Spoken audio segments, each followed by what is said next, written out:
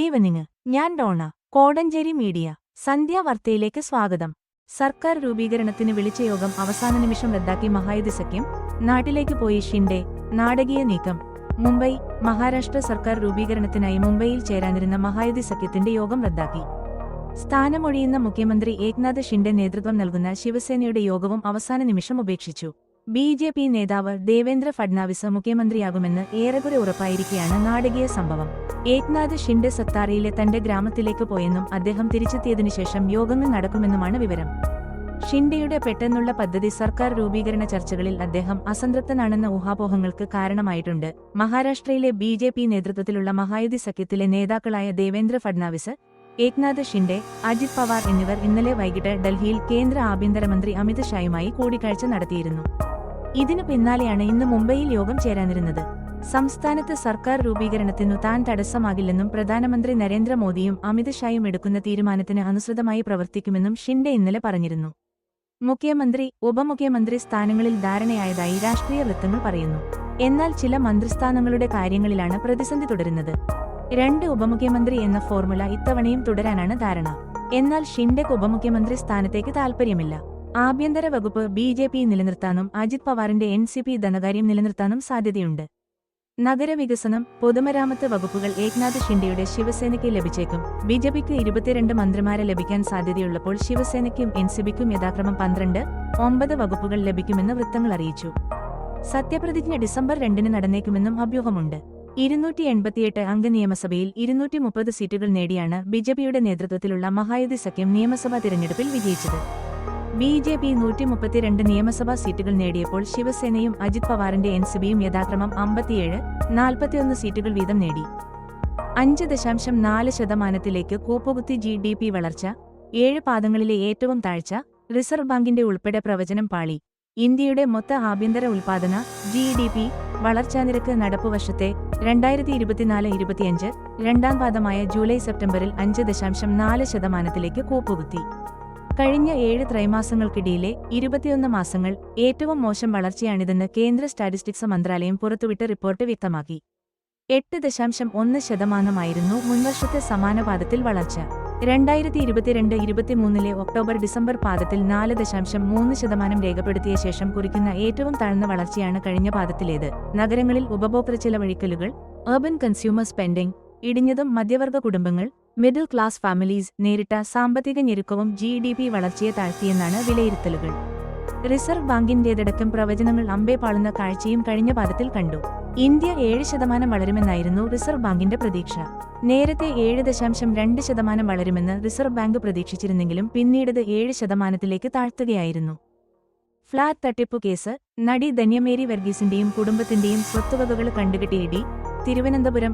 Flat തട്ടിപ്പു കേസില് നടി ധന്യമേരി വർഗീസിന്റെയും കുടുംബത്തിന്റെയും സ്വത്തുവകകൾ കണ്ടുകെട്ടി. പട്ടത്തും പേരൂർക്കടയിലുമുള്ള 1.56 കോടി രൂപയുടെ സ്വത്താണ് എൻഫോഴ്സ്മെന്റ് ഡയറക്ടറേറ്റ് ഇ.ഡി. കണ്ടുകെട്ടിയത്. ഫ്ളാറ്റുകൾ നിർമ്മിച്ചു നൽകാമെന്നു വാഗ്ദാനം ചെയ്ത് പലരിൽ നിന്നായി വന്തുക തട്ടിയെന്ന പരാതിയില് താരത്തിനും Samson and sons builders company ഡയറക്ടറും നടനും ധന്യയുടെ ഭർത്താവുമായ ജോൺ ജേക്കബിനും ജോണിന്റെ സഹോദരന് സാമുവലിനുമെതിരെ നിയമ നടപടികൾ തുടർന്നു വന്നിരുന്നു. 2016 ഇവരെ അറസ്റ്റ് ചെയ്തിരുന്നു. കേസിലെ മുഖ്യപ്രതിയും കമ്പനി ചെയർമാനുമായ മുട്ടട ജേക്കബ് സാംസണും കേസുമായി ബന്ധപ്പെട്ട് 2016 അറസ്റ്റിലായിരുന്നു.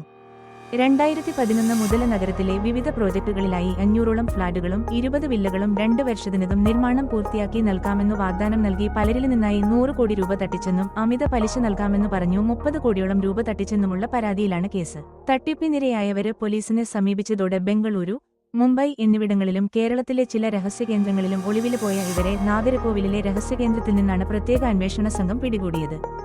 Sharon Hills, Orchid Valley, Sanctuary, Pearlcrest, Selene Apartment, Novacastle, Maryland, Green Courtyard, Angelwood എന്നീ പദ്ധതികളായിരുന്നു വാഗ്ദാനം നൽകിയിരുന്നത്. വിദ്യാർത്ഥിനി കയറുന്നതിനിടെ ബസ് മുന്നോട്ടെടുത്തു. 20 മീറ്റർ വലിച്ചുവെച്ചു. കമ്പിയിൽ തൂങ്ങിക്കിടന്നു. പേരാമ്പ്ര മാർക്കറ്റ് സ്റ്റോപ്പില് വിദ്യാർത്ഥികള് കയറുന്നതിനിടെ മുന്നോട്ടെടുത്ത ബസ്സിൽ നിന്നു വീണ് വിദ്യാർത്ഥിനിക്ക് പരുക്ക്. Nochad higher secondary school 8ാം class വിദ്യാർത്ഥിനി റയ ഫാത്തിമ, 13 ആണ് കുറ്റ്യാടി കോഴിക്കോട് റൂട്ടിൽ ഓടുന്ന സ്വകാര്യ ബസ്സിൽ നിന്നു വീണത്.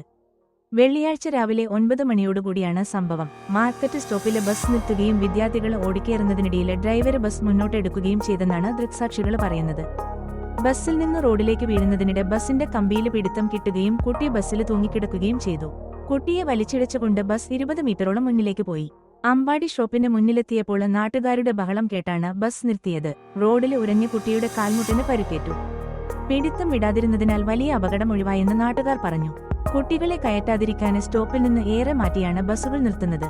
കുട്ടികളെ ബസ്സിൽ ഓടിയാണ് കയറുന്നത്. കഴിഞ്ഞ ദിവസമാണ് പേരാമ്പ്ര സ്റ്റാൻഡിൽ അമിത വേഗതയിലെത്തിയ ബസ് വയോധികന്റെ ദേഹത്തുകൂടി കയറിയിറങ്ങിയത്. വയോധികന് തൽക്ഷണം മരിച്ചു. തുടർന്ന് നാട്ടുകാർ ബസ് തടഞ്ഞിരുന്നു. ഒരാഴ്ച തികയുന്നതിന് മുൻപാണ് ഇതിനടുത്തായി വീണ്ടും അപകടമുണ്ടായത്. കാട്ടാനശല്യം രൂക്ഷം. 3 ഏക്കർ വാഴത്തോട്ടം പൂർണ്ണമായും നശിപ്പിച്ചു. കൂടരഞ്ഞി ഗ്രാമപഞ്ചായത്തിലെ കക്കാടമ്പൊയിൽ തേനരുവിയിൽ കാട്ടാനക്കൂട്ടം വെട്ടുവേലി നിബിന്റെ 2 ഏക്കർ കൃഷിഭൂമിയിലെ മുഴുവൻ വിളകളും നശിപ്പിച്ചു. 500ഓളം വാഴ, 450 കവുങ്ങിൻതൈ, 300 കൊക്കോതൈ, 2 തെങ്ങ് എന്നിവയാണ് കഴിഞ്ഞ ദിവസം രാത്രി കാട്ടാനക്കൂട്ടം നശിപ്പിച്ചത്. കൃഷിഭൂമിയാകെ ചവിട്ടിമെതിച്ചിട്ട നിലയിലാണ്. കമ്പിവേലികൾ പിഴുതെറിഞ്ഞാണ് കാട്ടാനക്കൂട്ടം പറമ്പിലെത്തിയത്. 4 ഭാഗത്തെയും ഫെൻസിങ്ങിട്ട് തകർത്തിട്ടുണ്ട്. സമീപത്തെ പനന്തോട്ടത്തിൽ ബിനുവിന്റെ ഏതാണ്ട് 400 വാഴ, 25 കവുങ്ങിൻതൈ, 5 ജാതിമരം, തെങ്ങുൾപ്പെടെ 1 ഏക്കർ ഭാഗത്തെ കൃഷിഭൂമിയും പാടെ നശിപ്പിച്ച നിലയിലാണ്. 2 കുഞ്ഞാനകൾ ഉൾപ്പെടെ 3 ആനകളായിരുന്നു ഉണ്ടായിരുന്നതെന്ന് കർഷകൻ നിബിൻ പറഞ്ഞു. കഴിഞ്ഞയാഴ്ച ഒറ്റയാനെത്തി ഇദ്ദേഹത്തിന്റെ വാഴകൾ, കമുക്, കൊക്കോ തുടങ്ങിയ കൃഷികൾ വ്യാപകമായി നശിപ്പിച്ചിരുന്നു. കൃഷിയെ മാത്രം ആശ്രയിച്ച് ജീവിക്കുന്ന കർഷകനാണ്. ലക്ഷങ്ങളുടെ നാശനഷ്ടമാണ് ഉണ്ടായിരിക്കുന്നത്. വൻതുക മുടക്കിയാണ് വേലി നിർമ്മിച്ചിരുന്നത്. 1 മാസമായി ഈ പ്രദേശത്ത് ഒറ്റയും കൂട്ടമായും കാട്ടാനകളെത്തുന്നത് പതിവാണ്. ജനവാസ മേഖലയിൽ നിന്ന് കേവലം 2 കിലോമീറ്റർ അകലെയാണ് കാട്ടാനകളുടെ സ്വൈരവിഹാരം. ഇത് മലയോരവാസികളിൽ ഭീതി പടർത്തിയിരിക്കുകയാണ്. മലപ്പുറം ജില്ലയിലെ കൊടുമ്പുഴ വനമേഖലയിൽ നിന്ന് എത്തുന്ന കാട്ടാനകൾ ദിവസങ്ങൾ തമ്പടിച്ചാണ് ഈ പ്രദേശങ്ങളിൽ നിന്ന് മടങ്ങാറ്. വാഴ, മാങ്കോസ്റ്റിൻ, ജാതി, കൊക്കോ, തെങ്ങ് തുടങ്ങിയ വിളകളാൽ സമൃദ്ധമാണ് തേനരുവി പ്രദേശം. ശാശ്വത പരിഹാരമായി മലപ്പുറം ജില്ലാ അതിർത്തിയിൽ സൗരോർജ്ജ വേലികൾ സ്ഥാപിക്കുമെന്ന് വനംവകുപ്പ് ഉന്നതോദ്യോഗസ്ഥർ അറിയിച്ചിട്ട് 2 വർഷമായിട്ടും നടപടിയെങ്ങുമെത്തിയില്ല. ഫണ്ടിന്റെ അഭാവമാണ് കാരണമായി പറയുന്നത്. അടിയന്തര നടപടി വേണമെന്നാവശ്യപ്പെട്ട് കർഷകർ രംഗത്തെത്തിയിരിക്കുകയാണ്. വനംവകുപ്പ് താമരശ്ശേരി റേഞ്ചിന്റെ കീഴിലുള്ള പീടികപ്പാറ സെക്ഷന്റെ അധീനതയിലുള്ള പ്രദേശമാണിത്. നിരീക്ഷണം ഊർജിതപ്പെടുത്തിയതായി വനപാലകർ അറിയിച്ചു. മെഡിക്കൽ കോളേജിൽ ഒ പി ടിക്കറ്റിന് ഡിസംബർ 1 മുതൽ 10 രൂപ ഫീസ്. കോഴിക്കോട് മെഡിക്കൽ കോളേജിൽ ഒ പി ടിക്കറ്റിന് 10 രൂപ നിരക്കിൽ ഫീസ് ഈടാക്കാൻ തീരുമാനം. ഡിസംബർ 1 മുതൽ തീരുമാനം നിലവിൽ വരും. ജില്ലാ കളക്ടർ സ്നേഹികുമാർ സിംഗിന്റെ അധ്യക്ഷതയിൽ ചേർന്ന ആശുപത്രി വികസന സമിതി യോഗത്തിന്റേതാണ് തീരുമാനം. മെഡിക്കൽ കോളേജ് ആശുപത്രി, IMCH, dental college, institute of chest diseases എന്നിവിടങ്ങളിൽ ഒ പി ടിക്കറ്റ് നിരക്ക് ബാധകമാണ്.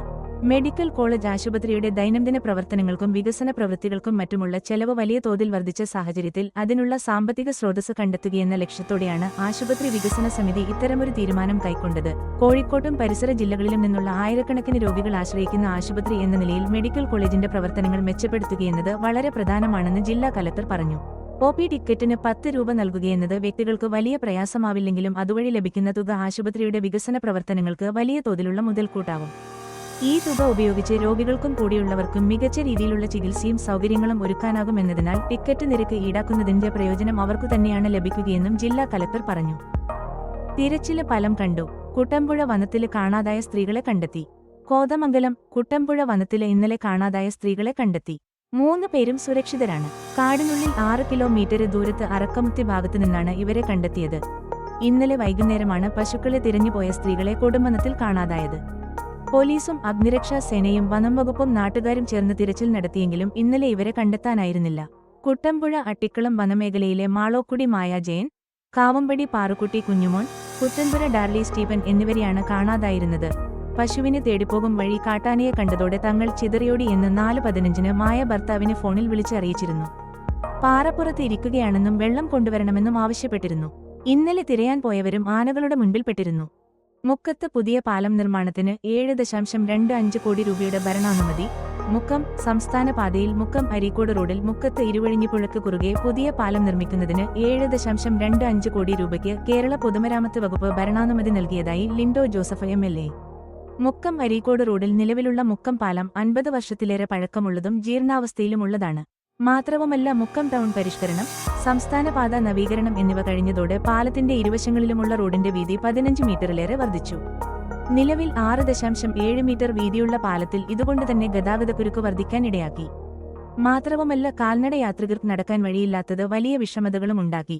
ഈ സാഹചര്യത്തിലാണ് 2022-23 സംസ്ഥാന ബജറ്റിൽ മുക്കത്ത് പുതിയ പാലം നിർമ്മിക്കുന്നതിന് 8 കോടി രൂപ വകയിരുത്തിയത്.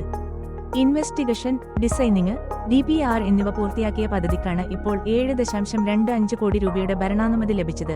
നിലവിലുള്ള പാലം പൊളിക്കാതെ തന്നെ പുതിയ പാലം ഒരു വശത്ത് നിർമ്മിക്കുകയാണ് ചെയ്യുന്നത്. പുതിയ പാലത്തിന് 3 സ്പാനുകളിലായി 78 മീറ്റർ നീളമുണ്ടാകും. 7.5 മീറ്റർ കാരിയേജ് വേ ആയും 1.5 മീറ്റർ ഫുട്പാത്തും ഉണ്ടാകും. കൂടാതെ പാലത്തിന് 2 അബ്ഡമെന്റും 2 പിയറും ഉണ്ടാകും. പുതിയ പാലത്തിനു സ്ഥലമെടുപ്പ് ആവശ്യമായി വരില്ല. സംസ്ഥാന പാതയുടെയും മുക്കം ടൗണിന്റെയും മാറിയ മുഖത്തിനനുസരിച്ച് പാലമാണ് യാഥാർത്ഥ്യമാകുന്നത്. സാങ്കേതികനുമതി ലഭ്യമാക്കി ടെൻഡർ ചെയ്ത് പദ്ധതി നടപ്പിലാക്കുന്നതിന് ബന്ധപ്പെട്ടവർക്ക് നിർദ്ദേശം നൽകിയതായും ലിൻഡോ ജോസഫ് MLA പറഞ്ഞു. തിരുവമ്പാടി ആദ്യകാല കുടിയേറ്റ കർഷകനും മധുരിമ ബേക്കേഴ്സിന്റെ സ്ഥാപകനുമായ വാളുവെട്ടിക്കൽ VJ ജോസഫ് 81 അന്തരിച്ചു. ഭാര്യ തങ്കമ്മ കത്രീന ചങ്ങനാശ്ശേരി താഴത്തുവടകര പനച്ചിക്കൽ കുടുംബാംഗമാണ്. മക്കൾ GG JJ Bake Kings Thiruvambady, Vincent UK, Justin Ernakulam, George New Zealand, Sebastian Madhurima Bakers Thiruvambady. മരുമക്കൾ സോളി പ്ലാത്തോട്ടത്തിൽ പശുക്കടവ്, പ്രിയ തുരുത്തിക്കരകാഞ്ഞാർ UK, സിൽവി തൈക്കുന്നുംപുറത്ത് കൂരാച്ചുണ്ട് എറണാകുളം, ദീപ കാട്ടാങ്കോട്ടിൽ വയനാട്, ന്യൂസിലാൻഡ്, പ്രീതി നെല്ലരിയിൽ തിരുവമ്പാടി. സംസ്കാരം തിരുവമ്പാടി സെക്രഡ് ഹാർട്ട് ഫൊറോണ പള്ളിയിൽ പിന്നീട്. വാർത്തകൾ കഴിഞ്ഞു. നമസ്കാരം. വാർത്തകളും പരസ്യങ്ങളും അറിയിക്കുവാൻ വേണ്ടി കോടഞ്ചേരി മീഡിയ അഡ്മിന്മാരെ ബന്ധപ്പെടാവുന്നതാണ്.